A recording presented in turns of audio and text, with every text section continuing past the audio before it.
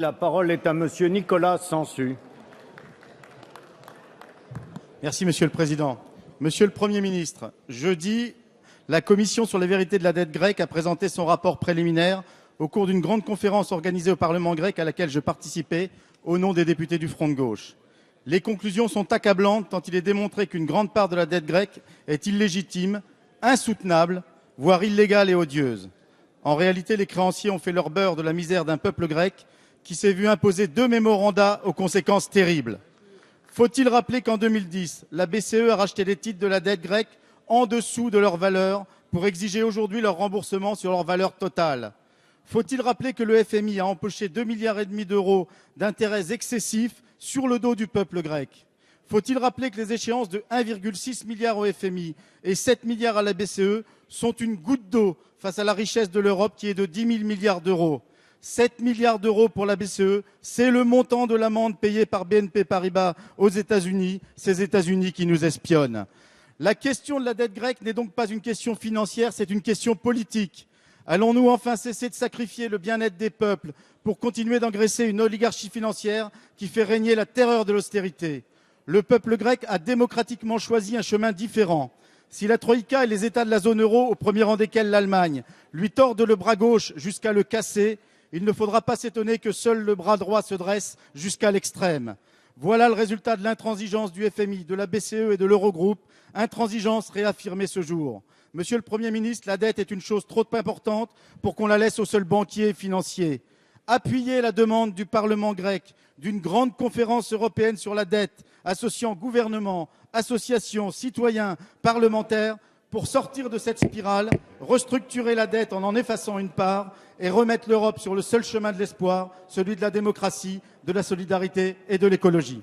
Merci. La parole est à Monsieur Michel Sapin, ministre des Finances et des Comptes publics.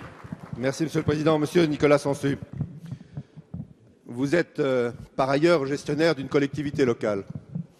Vous savez donc ce que c'est qu'une gestion sérieuse, vous le faites à Vierzon, pour permettre d'honorer ses engagements et d'éviter de pressurer trop ses contribuables. Je voudrais vous redire ici que si la question de la dette grecque est une question importante, je le redis, elle n'est pas taboue, elle doit être abordée. Méfiez-vous de l'aborder dans les termes que vous venez de prendre, car c'est une autre manière de faire qui n'est pas le reflet de la réalité. Peut-être était-ce le reflet de la réalité il y a 10 ans, mais je le répète aujourd'hui, la dette grecque n'est pas une dette vis-à-vis des financiers, comme vous disiez, vis-à-vis des banques. Ils ne doivent plus rien aux banques, plus rien aux banques. Ils nous doivent à nous.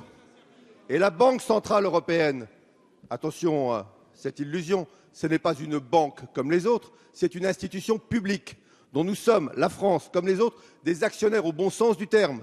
La Banque centrale européenne, c'est aussi notre banque publique. Ça n'est pas, je le répète, c'est une facilité de langage qu'il faut éviter. Pour traiter ce sujet sérieux, je pense qu'il faut éviter les facilités de langage. La dette est due vis-à-vis de nos contribuables, vis-à-vis de l'ensemble des Français, des Britanniques, des Allemands, de tous les Européens, et c'est ainsi que nous devons la traiter.